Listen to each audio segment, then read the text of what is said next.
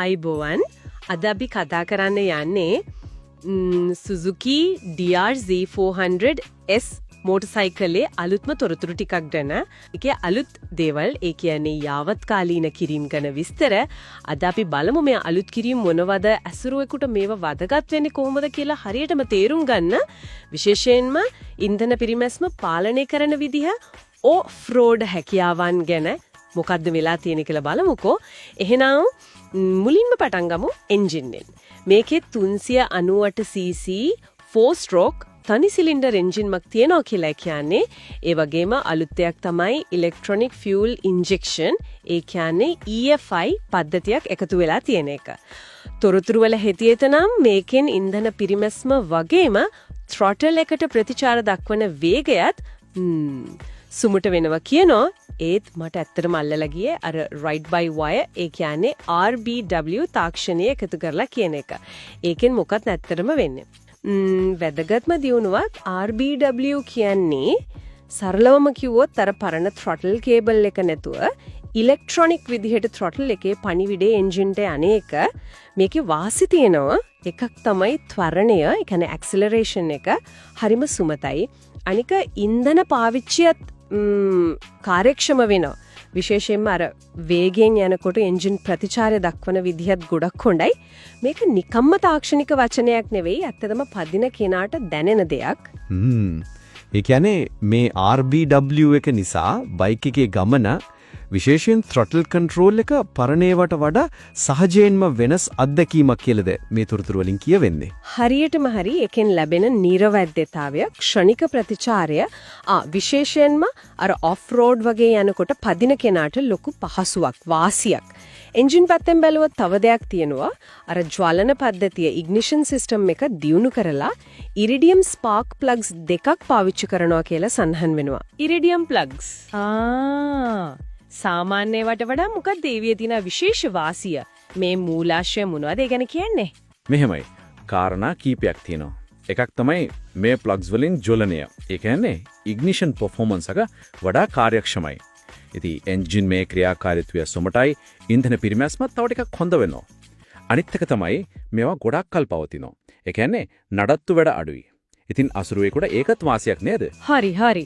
Engine මේ පැහැදිලිවම දියුණු වෙලා කාර්යක්ෂම වෙලා, ඒත් ඉතින් මේ වගේ ඩියුවල් ස්පොට් බයික් එකකට අර බලය හරියට පාරට දෙන්න හොඳ සස්පෙන්ෂන් එකකුත් ඕනේ නේද? ඒ ගැන මොනවද මේ ලේඛනයේ තියෙන්නේ? අනිවාර්යයෙන්ම ඒ ගැනත් විස්තර තියෙනවා. ඉදිරිපස තියෙන්නේ ටෙලෙස්කෝපික් ෆෝක්ස්, පසුපස මොනෝෂොක් සස්පෙන්ෂන් එකක්.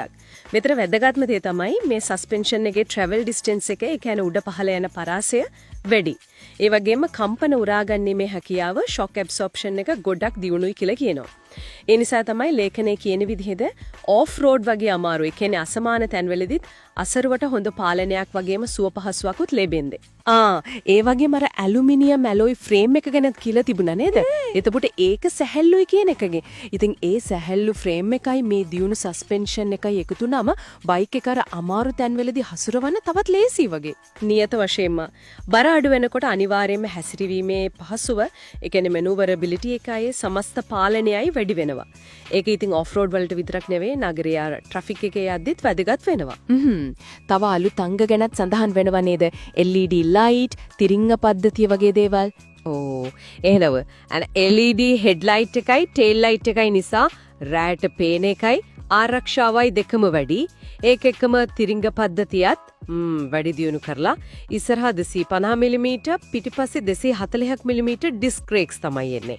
සමහර රටවල් වලට ABS එක්කෙනවා කියලා තොරතුරු වල තියෙනවා. මේ ඔක්කොම ඉතින් බයික් එකේ ආරක්ෂාව වගේම අලුත් බවත් පෙන්눔 කරන දේවල්. එහෙනම් මේ අපි කතා කරපු ඔක්කොම කරුණු ටික එකට ගත්තම මේ අලුත් Suzuki DRZ400S එක ගැන අපිට මොන වගේ චිත්‍රයක්ද මවා ගන්න පුරුවන් වෙන්නේ? අපි මේ බලපු මූලාශ්‍රය තොරතුරු වනෝ නම් පේන්නේ Suzuki එකෙන් මේ DRZ400S එකට සැලකිය යුතු අප්ග්‍රේඩ් එකක් දීලා තියෙනවා කියලයි. අර EFI, ride by wire, iridium plugs වගේ එන්ජින් තාක්ෂණය, දියුණු සස්පෙන්ෂන් එක, සැහැල්ලු ෆ්‍රේම් එක, LED lights, අලුත් බ්‍රේක්ස්. මේ ඔක්කොම එකතු වෙලා ඉතින් මේක අලුතෙන් පදින්න ගන්න කෙනෙකුට වගේම ටිකක් පළපුරුදු කෙනෙකුටත් හොඳටම ගැලපෙන විශ්වාසදායක ශක්තිමත් ඒ වගේම ඩුවල් ස්පෝර්ට් බයික් එකක් වෙලා තොරතුරු වල කියන විදිහට නගරයේ පාරේ ගියත් අර කැලෑ පාරක ගියත් හොඳ ස්මූත් ඇක්සලරේෂන් එකක් හොඳ ටෝක් එකක් ඒ වගේම උසස් පාලනයක් බලාපොරොත්තු වෙන්න පුළුවන් කියලායි කියන්නේ. පැහැදිලි. එහෙනම් සාරාංශයක් විදිහට බැලුවොත් මේ Suzuki DRC 400S අලුත් එකේ EFI, ride by wire, iridium plugs, දියුණු suspension, LED lights, හොඳ බ්‍රේක්ස්, සැහැල්ලු ඇලුමිනියම් ෆ්‍රේම් එක වගේ ගොඩක් වැඩි දියුණු කිරීම් තියෙනවා. ඉතින් අලුතෙන් පටන් ගන්න අයට වගේම යම් පළපුරුද්දක් තියෙන අයටත් මේක ආකර්ෂණීය විකල්පයක් කියලා අපිට මේ මූලාශ්‍රයෙන් තේරුම් ගන්න පුරුවන් වුණා. ඔව්. අවසාන වශයෙන් පොඩක් හිතන දෙයක් තියෙනවා. මේ DRZ 400S එකේ අපි දකින මේ තාක්ෂණික දියුණුව විශේෂයෙන් අර කාර්යක්ෂමතාව, පාලනය, භාවිතයේ පහසුව ඉලක්ක කරගත්තු.